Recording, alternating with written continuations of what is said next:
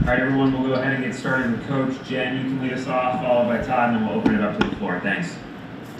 Good evening, Coach. In terms of keeping this offense moving, avoiding any stagnation, what are your offensive keys tonight? Well, I don't know that they're a lot different than always. This is one of the best defensive teams in the league. I mean, they're the fourth best defense in the league. Do a great job. We've got to play. First of all, we got to take care of the ball. That's been key. Always is key.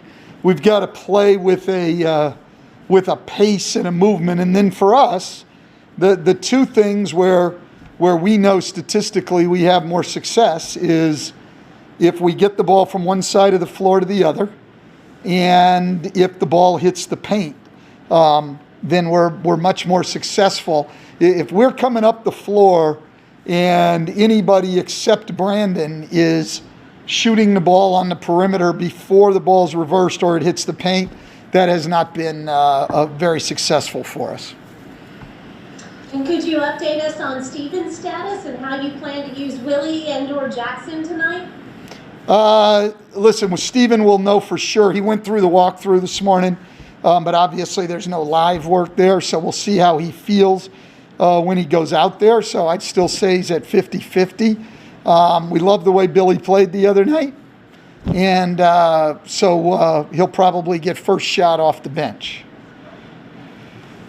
Coach, we talked obviously about what Fox did in the fourth quarter the other night. I thought it really overshadowed what was a pretty solid defensive effort for the Pelicans as far as the 20 turnovers forced, the 11 steals, and a lot of deflections in the lane that were knocked out of bounds. Did you see that when you watched again on film?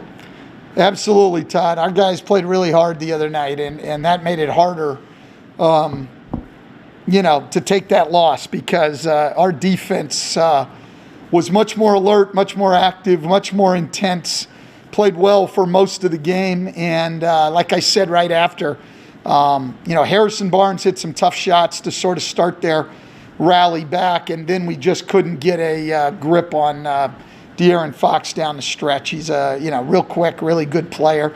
We had a couple of breakdowns, but overall a much better defensive performance by our guys, and we hope that improvement continues. You mentioned the fourth overall rating defensively for Phoenix. How much is Ayton down low? How much does he mean to their team as far as a rim protector? And we obviously know what he can do as a rebounder. Well, yeah, and we saw that the other night. I mean, Richaun Holmes, who I don't think overall is anywhere near what Ayton is as a rim protector, gave us a lot of problems. 6 block shots.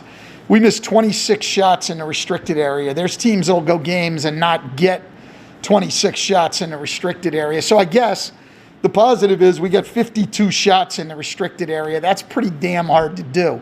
But we only converted 26 of them. And so Ayton does the same type of thing back there. It means that they don't have to do as much, helping on the perimeter and opening up shots. And so those kind of guys are very, very valuable to have. Yeah, Christian Clark, you just hit on the importance of paint touches. What does that do for your offense when you're able to get it inside and then get it back outside? Well, I mean, I think first getting it inside, we can get those shots at the rim, hopefully finish them a little bit better than we did the other night. We can get to the free throw line more by attacking, and then you can compress the defense and throw the ball out. So, that's how we want to play. I think when you look at our roster, I don't think very many people would dispute that that's how we have to play.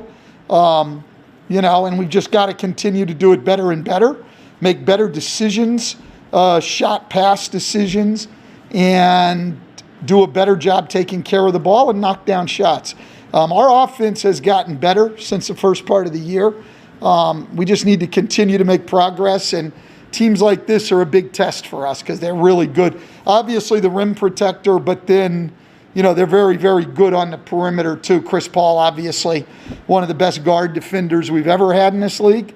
And Booker's much improved, and then Bridges is very good defensively also, as is Jay Crowder. So, they can really get down and guard as a team.